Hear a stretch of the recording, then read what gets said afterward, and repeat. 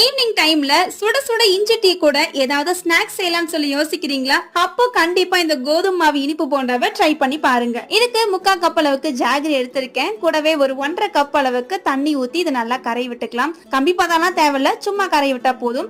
இப்போ அதே கப்ல அகைன் 1.5 கப் அளவுக்கு கோதுமை மாவு, கூடவே 2 ஏலக்காய் தட்டினது, லைட்டா உப்பு சேர்த்திக்கிறேன். நம்ம கரைச்சு வச்சிருக்க இந்த ஜாகரி தண்ணி இதுல ஆட் பண்ணிக்கலாம். சூடா இருக்கிறதுனால ஒரு விஸ்க் வச்சோ அல்லது ஒரு ஸ்பூன் வச்சோ நல்லா இந்த மாதிரி கட்டி எல்லாமே மிக்ஸ் பண்ணி இந்த அளவுக்கு மிக்ஸ் ஆனதுக்கு அப்புறம் இத ஒரு half an hourல இருந்து 1 hour வரைக்கும் அப்படியே மூடி போட்டு விட்டுருங்க.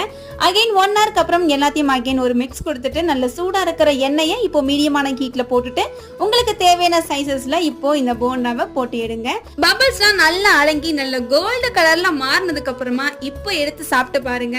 அவ்வளோ டேஸ்டா இருக்கும் இந்த கோதுமை மாவு போண்டா. கண்டிப்பா குட்டீஸ்க்குலாம் ரொம்ப பிடிச்சு போயிடும். ட்ரை பண்ணி பாருங்க. ரெகுலர் வீடியோஸ்க்கு மறக்காம சப்ஸ்கிரைப் பண்ணி சப்போர்ட் பண்ணுங்க. நெக்ஸ்ட் வீடியோல பார்க்கலாம்.